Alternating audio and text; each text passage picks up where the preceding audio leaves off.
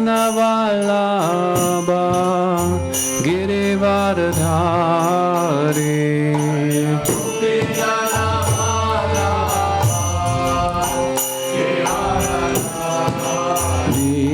Jaya Gopi Janavallabha Girivardhari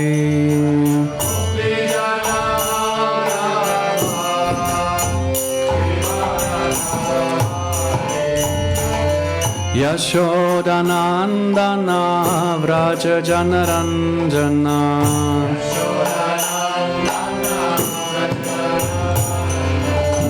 Yashodanandana Vraja Janaranjana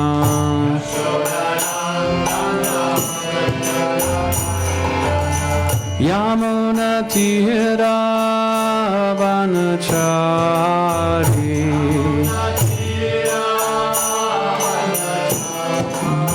Yamunatira Vanachari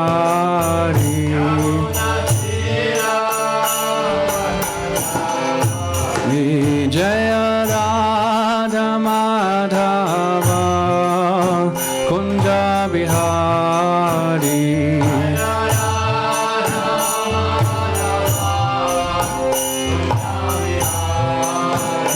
Jaya Radha Madhava Kunja Bihari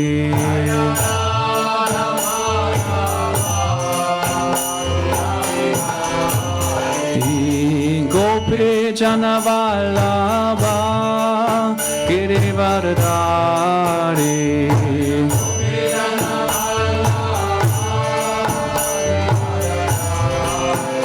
Jaya Gopi Janavallabha Girivardhari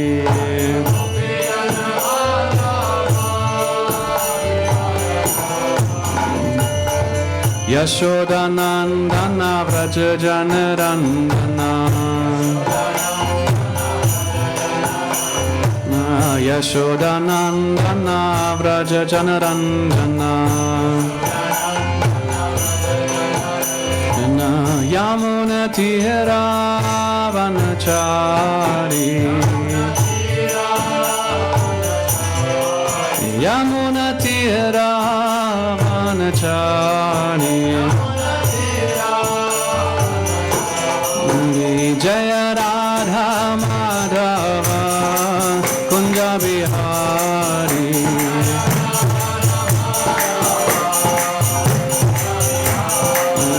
Jaya Gopi Janavallabha Girivardhari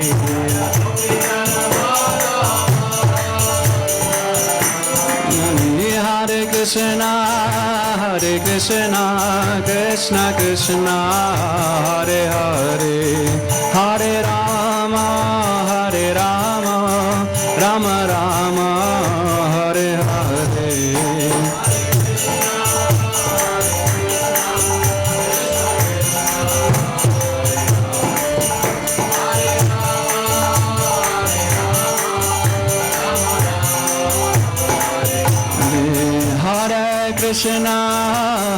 Krishna Krishna Krishna Hare Hare Hare Rama Rama Rama Hare Hare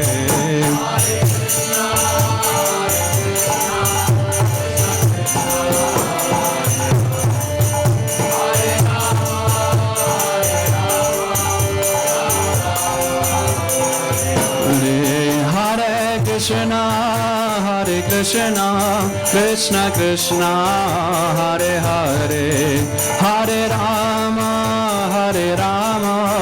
Rama Rama Hare Hare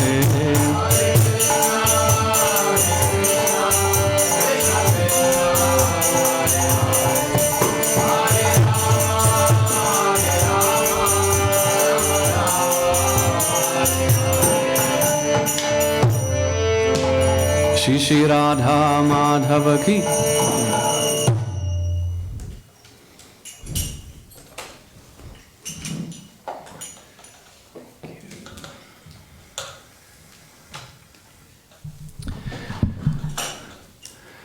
So welcome to our Śrīmad-Bhāgavatam class. We continue to read from the 4th canto, chapter 5, text number 10, entitled The Frustration of the Sacrifice of Daksha. Om Namo Bhagavate Vasudevaya. Om Namo Bhagavate Vasudevaya. Om Namo Bhagavate Vasudevaya. Om Namo Bhagavate Vasudevaya. Om Namo Bhagavate Vasudevaya. So we're going word by word. Yas Tvantakale Vyukta Chata Kalapaha. Yes, since they're all in one line, we can actually right away read the whole shloka.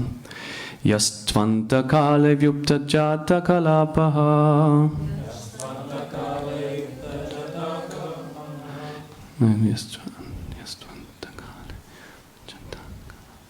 Yastvantakale vyukta chadha kalapaha.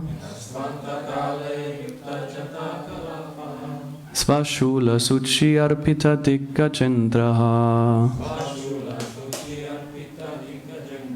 Svashula suchi arpita dikka chendraha. Vitatya nirjati uditastra dordvajan. Vitatya nrityati udidastra dordvajan. Ukchata hasa Uchata hasa stanayitnu binadik. Binadik. Uchata hasa stanayitnu binadik. Yastvanta kale yupta chata kalapata. Svashula suchi arpita dikka chendraha. Vitatya nrityati uditastra dordvajan. Ukchata hasa stanayitnu binadrik.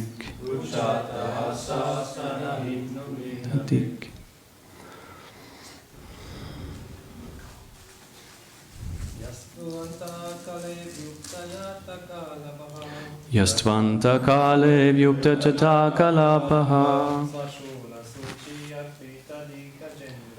Svashula suchi arpita dikka chendraha. Vitatya nrityati udastra dodvajan.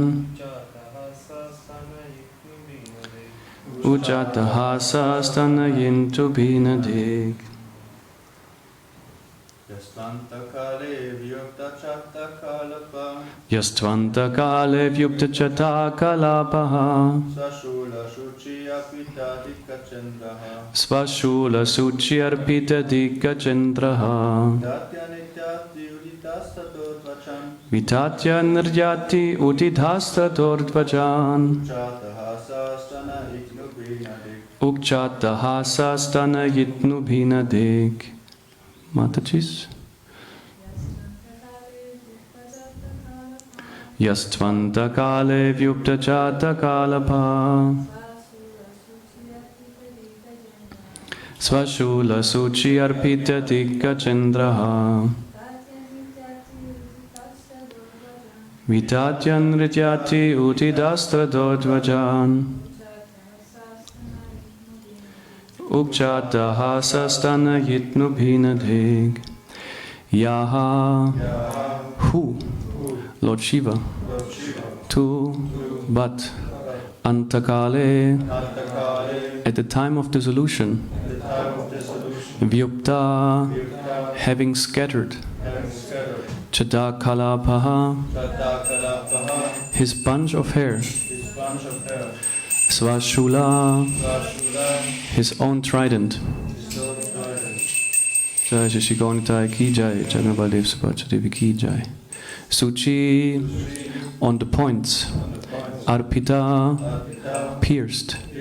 Dikkajendraha, the rulers of the different directions. Vitatya, scattering. Nrityati, dances. Udita, upraised. Astra, weapons. Doho, hands. Dvajan, flags. Ukcha, loud. Atahasa, laughing. Stanayitnu, by the thundering sound. Bhina, divided. Dik, the directions. Translation and purport by His Divine Grace, Srila Prabhupada ki jai. At the time of dissolution, Lord Shiva's hair is scattered, and he pierces the rulers of the different directions with his trident.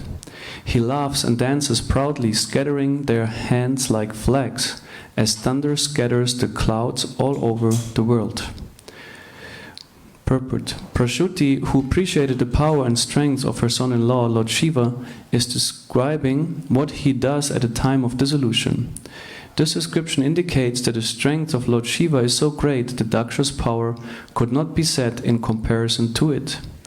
At the time of dissolution, Lord Shiva, with his trident in hand, dances over the rulers of the different planets, and his hair is scattered just as the clouds are scattered over all directions, in order to plunge the different planets into incessant torrents of rain. In the last phase of dissolution, all the planets become inundated with water, and that inundation is caused by the dancing of Lord Shiva. This dance is called the Pralaya dance, or dance of dissolution. Prasuti could understand that the dangers ahead resulted not only from Daksha's having neglected her daughter, but also because of his neglecting the prestige and honor of Lord Shiva.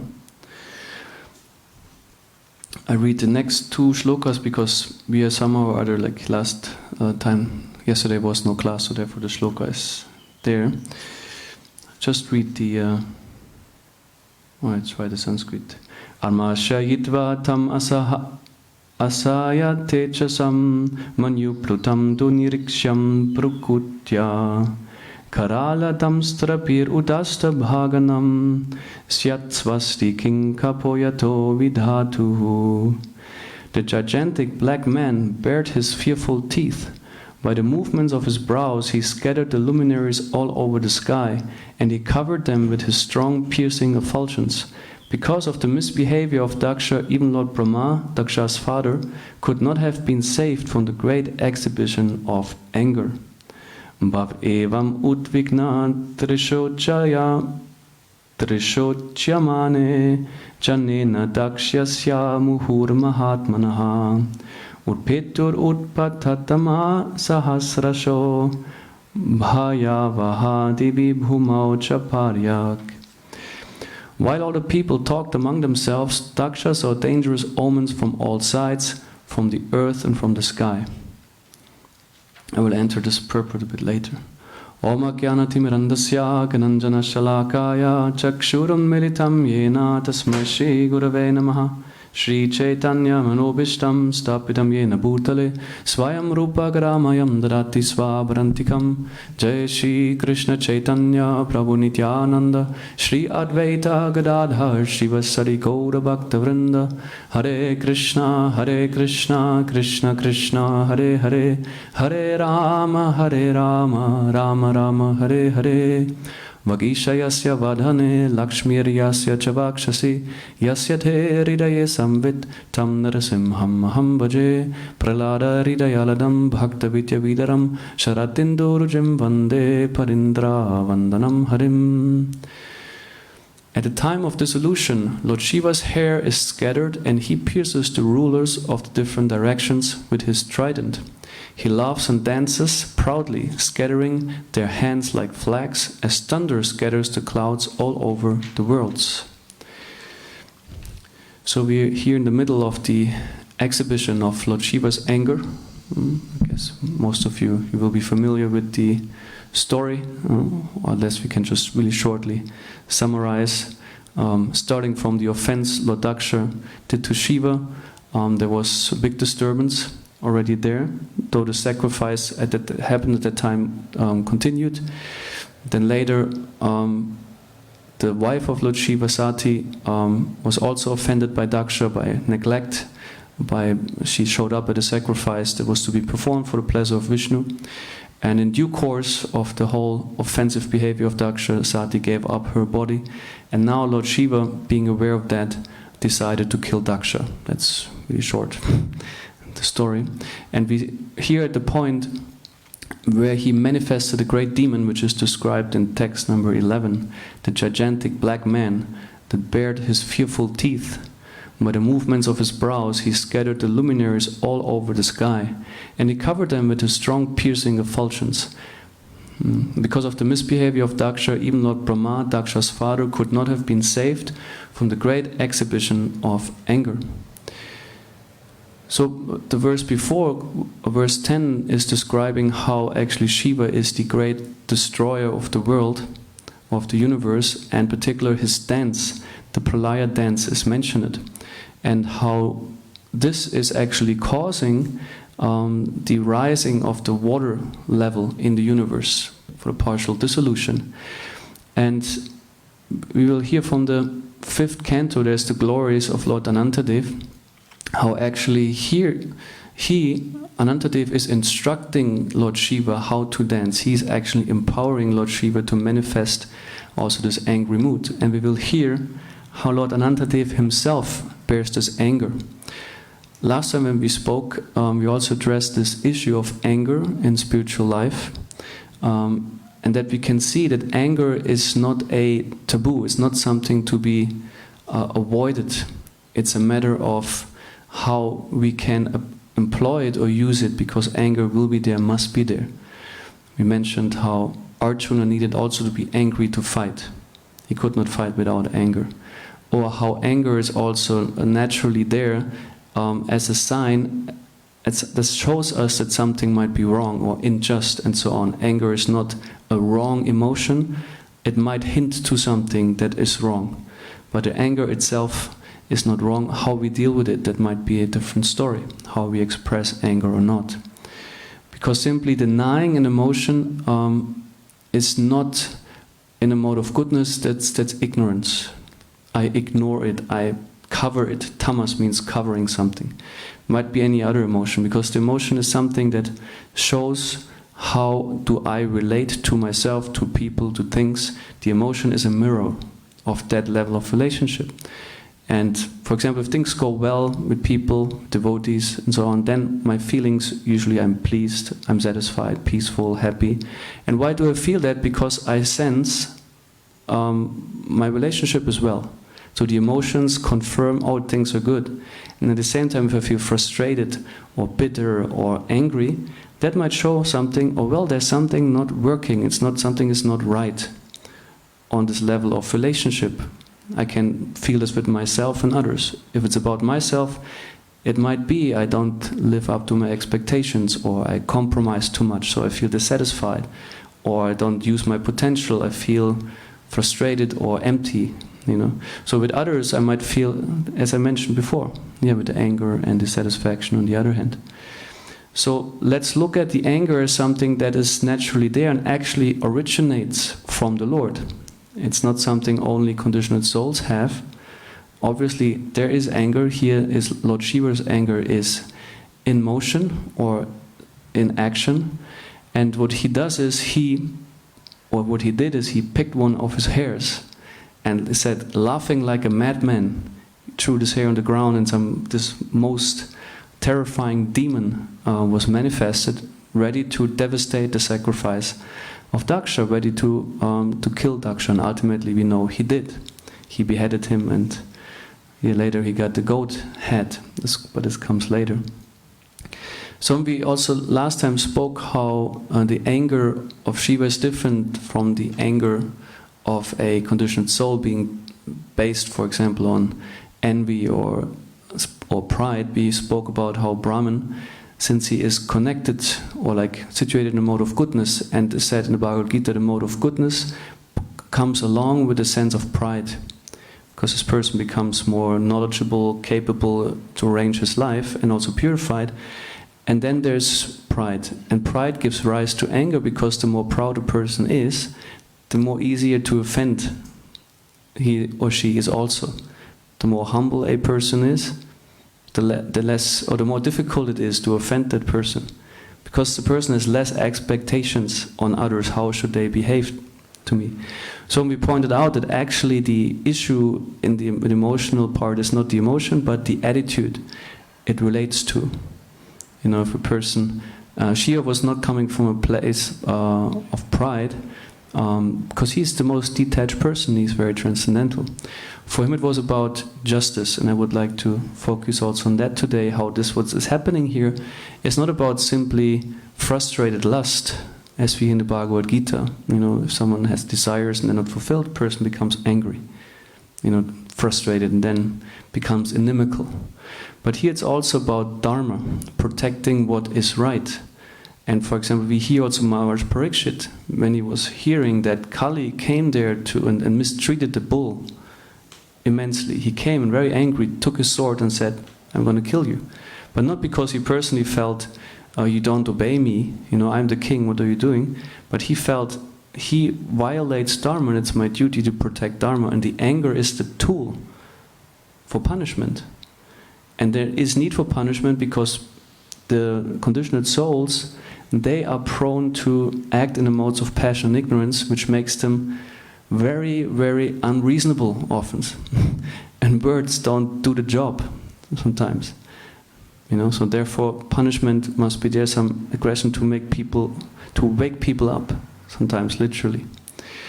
So we look at anger from this perspective, and we can see Lord Shiva has also some expansions. In the last weeks and months we heard a lot of Shiva Tattva, and he also has his own Avesha avatars, like also Brahma can have. It's an interesting aspect. And one of his expansions is Durvasa Muni. Durvasa means by literally difficult to stay with. There's one conversation where actually Parvati told Shiva, like, "You are Durvasam. You're very difficult to stay with," because of also his immense anger. And it said he used to make this anger once, manifesting it as Durvasa Muni, and planted it, so to speak, in the, or like it transferred it in the womb of Anasuya, the wife of the Rishi Atri. And from there Durvasa Muni was born. And he's a very, they say, ill-tempered person. He's similar a bit like Lord Shiva. He's easy to please and very easy to offend. And he, for example, in his childhood already, he tended to just burn people with his glance when they did some little offense. He burned the king, and so it was difficult also to get him married and so on, because he was very difficult to stay with, literally. So he's a manifestation of Lord Shiva's anger, and at the same time he is always referred to as the sage, Durvasa Muni. And we might wonder, well, how can he be a sage if he's so prone to anger? Because at the same time what he intends is also to protect dharma. And we see that in the story of Ambarish Maharaj. This was the apparent intention of Durvasa Muni. He became very angry because Ambarish Maharaj seemed to violate some codes of dharma, and he felt, "I have to punish you to inflict, or like to create justice." This was his point. And there's written here in the, we find this in the 9th canto, chapter 4. It's written, "O best of the Kuru dynasty, after he drank some water, King Ambarish, meditating upon the Supreme Personality of Godhead within his heart, waited for the return of the great mystic Durvasa Muni." So we know the story. It was actually Ekadashi. Ambarish Maharaj was fasting, and he was concerned, like, if I don't break my fast now, I will not be successful in my fast, because it has to be during that time period. So he felt, although he had a guest, the etiquette was to wait for the rishi and then to serve him first and then eat. So, but somehow or other, like, Durvasa Muni was out to perform his rituals till noon time, and so what to do? He was conflicted with one value against another.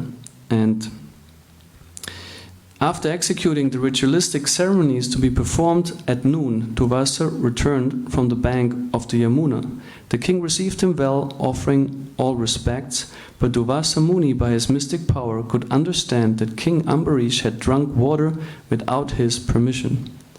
Still hungry, Durvasa Muni, his body trembling, his face curved and his eyebrows crooked, in a frown, angrily spoke as follows to King Ambarish, who stood before him with folded hands. Alas, just see the behavior of this cruel man. He is not a devotee of Lord Vishnu. Being proud of his material opulence and his position, he considers himself God. Just see how he has transgressed the laws of religion. Maharaj Ambarish, you have invited me to eat as a guest, but instead of feeding me, you yourself have eaten first. Because of your misbehavior, I shall show you something to punish you. As Durvasa Muni said this, his face became red with anger. Uprooting a bunch of hair from his head, he created a demon resembling the blazing fire of devastation to punish Maharaj Ambarish. So here you see a parallel of the pastime. Also Durvasa Muni picked some hair, manifested a demon. But here the mistake was he wanted to punish a devotee unrightfully. So that's the downside of anger, and Durvasa Muni is not exactly Shiva himself, he is an expansion, and obviously his anger has some downsides. He's not necessarily as fair or like judging as fair and objective as he believes himself to be. So that's instead what can come with anger, that we, instead of become righteous, that we do what is right, become self-righteous. We feel like we are the standard for right and wrong. We don't so much necessarily objectively consider what's right and wrong, based also on logic, argument, shastra, authorities, and so on. So this is the challenge or the difficulty if one gets too much into anger.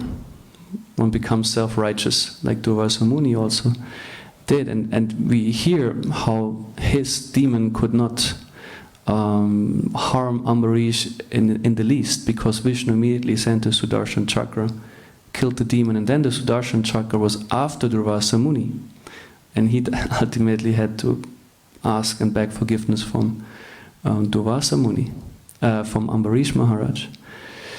So we see his intention was more like, okay, protect Dharma, but he was himself too much into the self-righteous, proud mood, and like gave too much weight to his anger, which led him to make a mistake.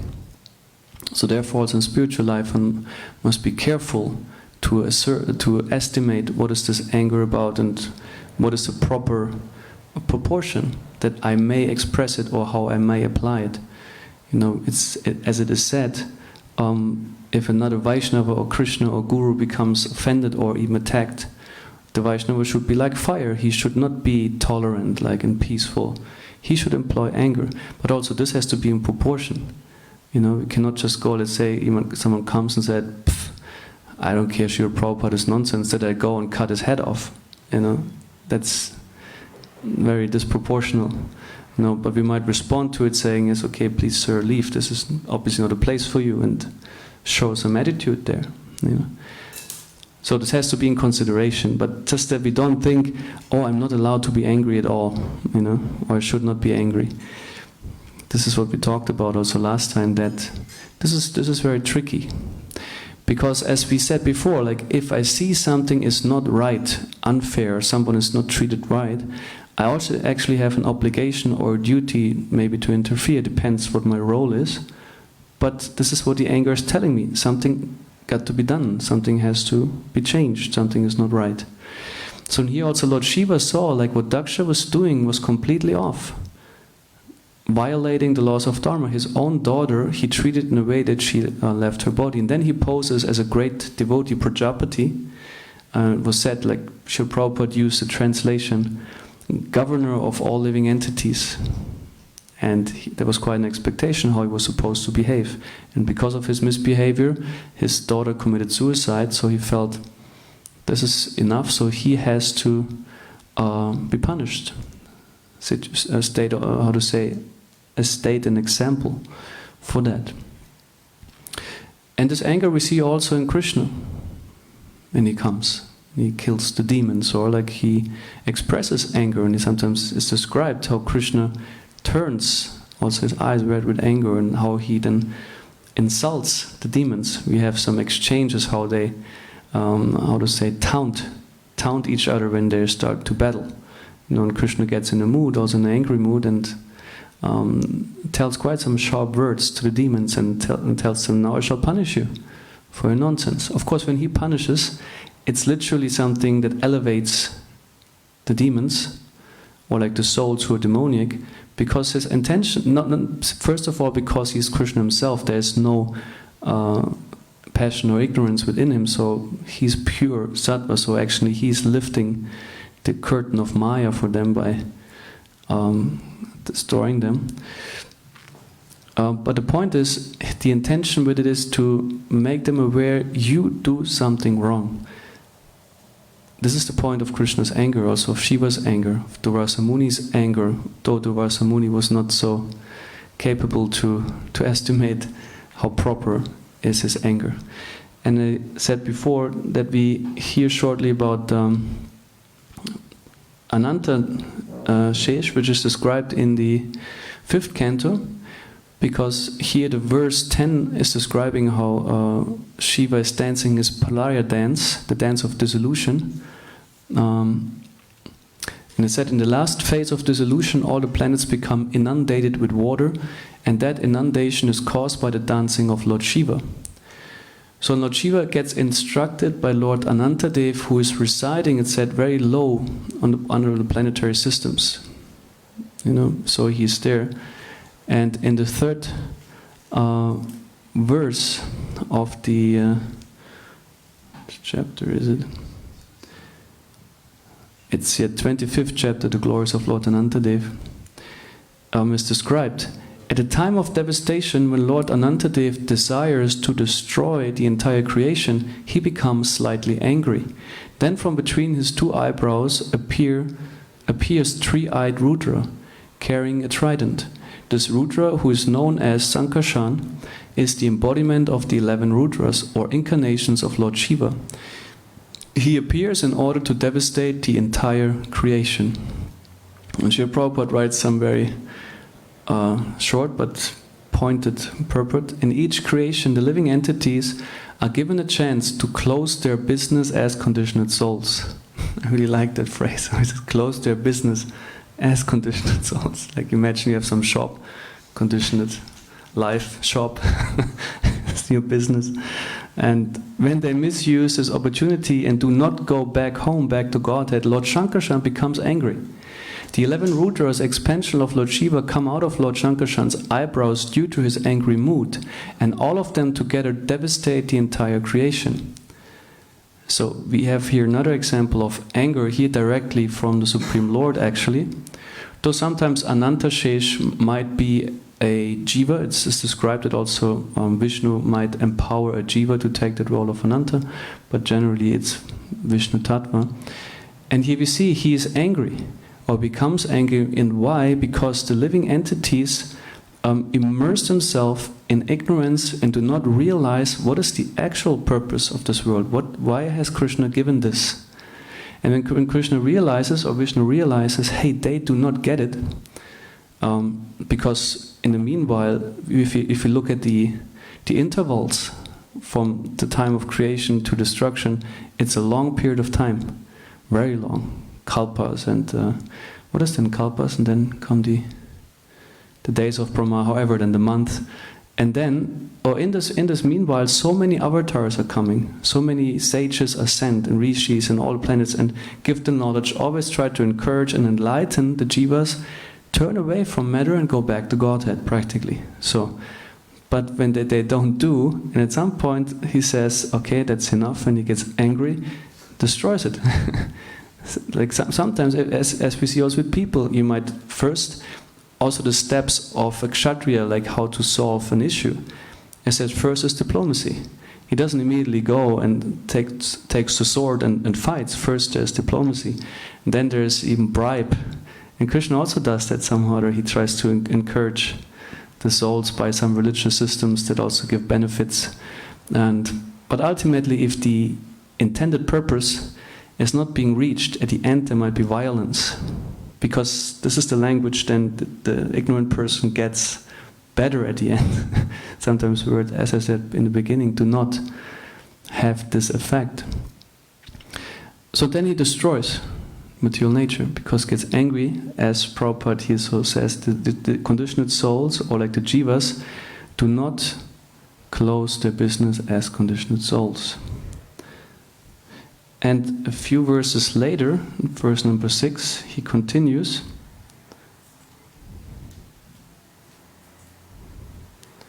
He's saying Lord Shankarshan is the ocean of unlimited spiritual qualities, and thus he is known as Anantadeva.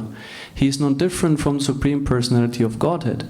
For the welfare of all living entities within this material world, he resides in his abode, restraining his anger and intolerance. So he has said at the same time, though he expresses anger, we should understand it as something that comes once really in a long while, but before he actually tolerates a lot of the jivas. And Srila Prabhupada is writing, Anantadev's main mission is to dissolve this material creation, but he checks his anger and intolerance. Yes, intolerance. This material world is created to give to conditioned souls another chance to go back home, back to Godhead. But most of them do not take advantage of this facility. After the creation, they again exercise their old propensity for lording it over the material world.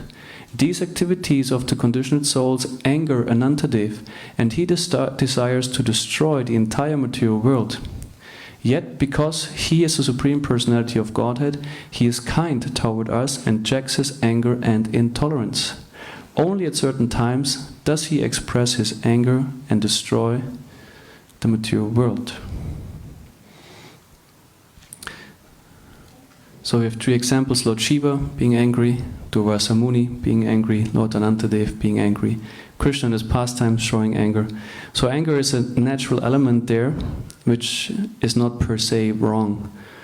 So important is though to understand the nature of the anger, what is it motivated by, what is the message of the anger, and what is the proper proportion and ways to apply and use this anger. Because suppression of anger is simply tamagun, as we said. It's covering it, ignoring it. Sattvagun means to productively use it, as we hear that Shiva is actually seeing something is being wrong. Daksha behaved completely wrong. Durvasa Muni was in a different category. He exaggerated the wrongdoing of Ambarish Maharaj to quite an extent, but his actual intention usually is also to protect Dharma. And then, or like Parashuram is one of these incarnations. He's very angry, and then they tend to, as we said before, like we made this distinction between righteousness and self-righteousness.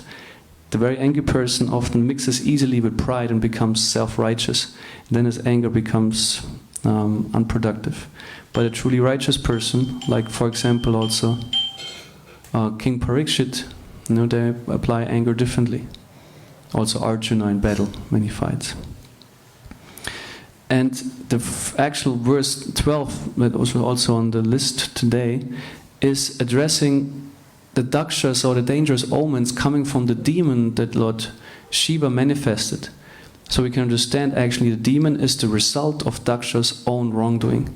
So he faces now the consequence of his own sinful actions in the form of this demon. In general, for the conditioned soul, it's the time factor, devouring just everything, or giving pain, taking away all that what is dear to one, or as Anantashesh destroys the creation. So that's always the response to something. Nothing that happens to us is undeserved. That's an important thing, because usually what also conditioned souls do, they plead victim. Oh, it's not my fault. The way I grew up, the way people treated me, the opportunities I have and didn't have, and so on and so on. Others do like this.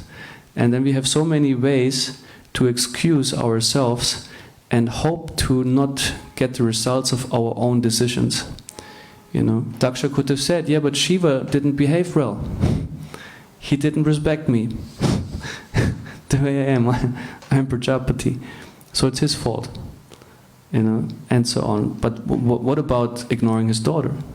What about treating her the way and completely not paying attention that she was in great distress and that he had a duty to protect her, actually.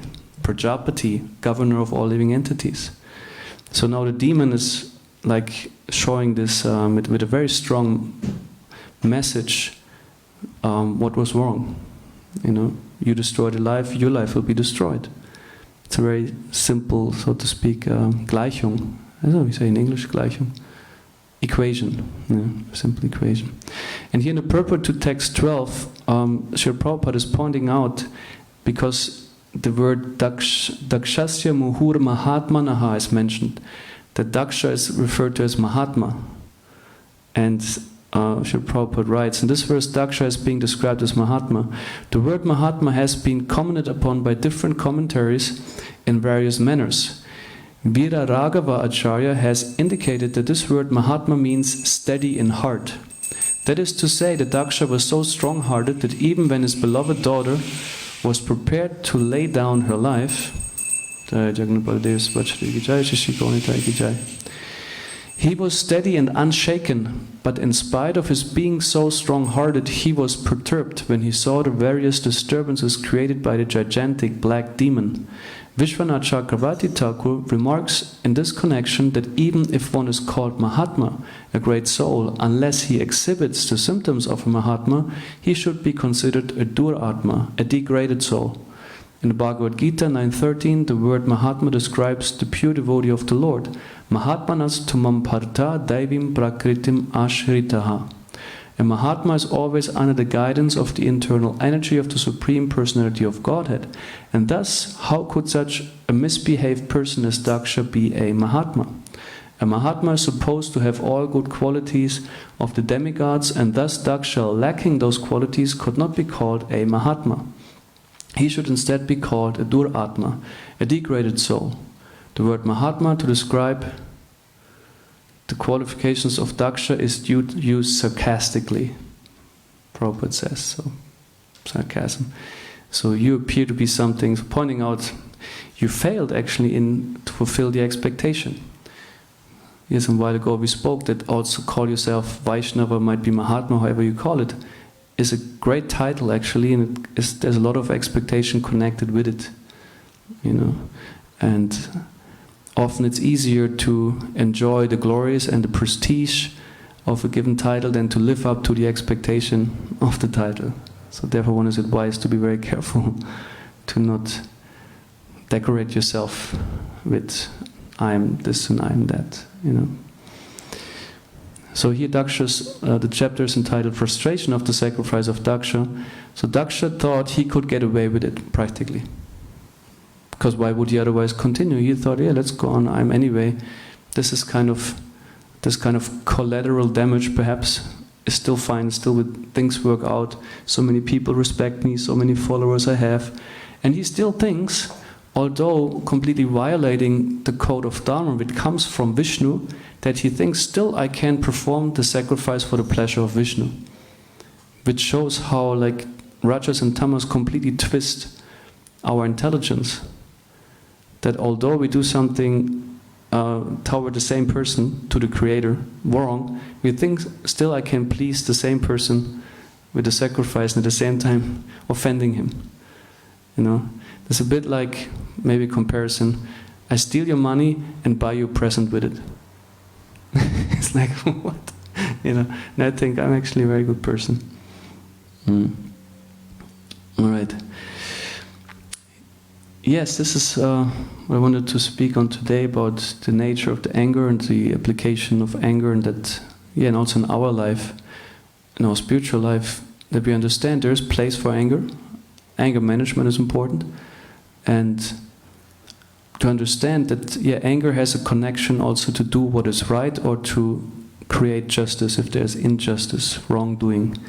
As Prabhupada says in many places, also the Vaishnava should become angry if, for example, devotees become mistreated, Krishna becomes offended, but in a proper proportion.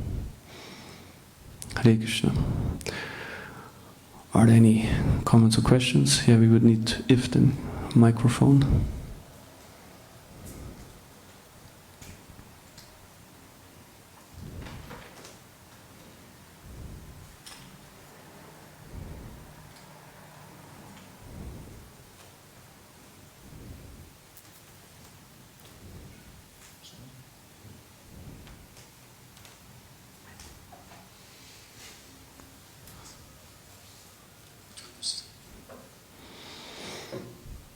All right. Wait, please. What happens if you subdue your anger? Switch it on. Is it on? Oh yeah, it's on? okay. What happens if you subdue your anger, or like deep, subdue it, suppress it? Yeah, exactly. Yeah, when you say subduing, then I would say something else and suppressing. When we suppress our anger, the principle is it pushes back in some way. That's with all the emotions. The principle is like repression and counter-repression. So if there's not a direct way the anger can be applied in words, then it finds another way. It might, in some cases, depending how strong people suppress it and how much they get triggered in anger, as we said before, depends on the attitude or mentality of a person, how much this person is even affected by anger. We said before, a proud person tends to be more angry than a humble person because there's different expectations and different trigger points, so to speak.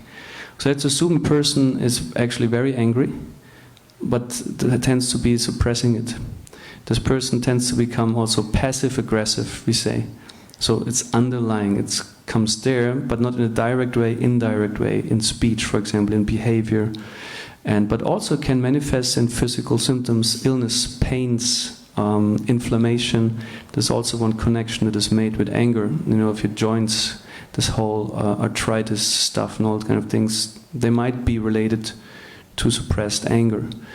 So it's, in one word, unhealthy. It becomes when you suppress things like that.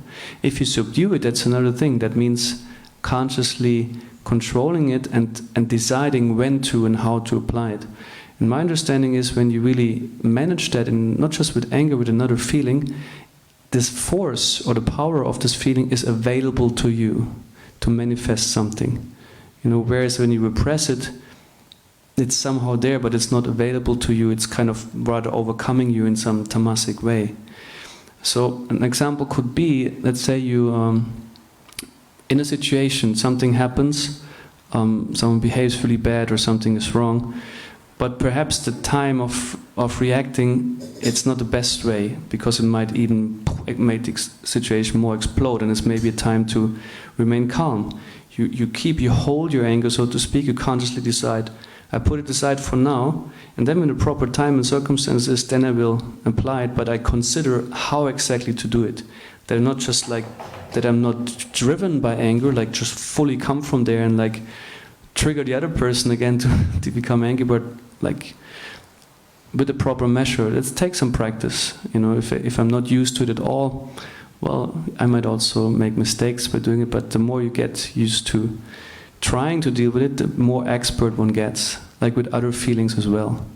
Disappointment, lust, whatever other feeling. Also with envy, it's an interesting thing. You know, it's also a feeling we got to kind of control and trying to counteract with that.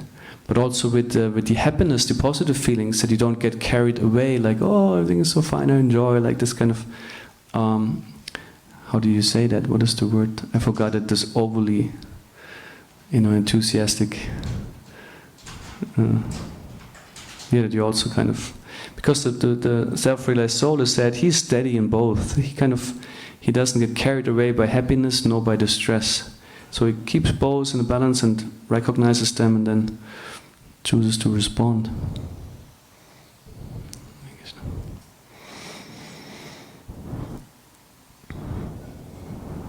All right? Okay. Grantrat Śrīmad-Bhāgavatam ki jai, Śrīla Prabhupada ki jai.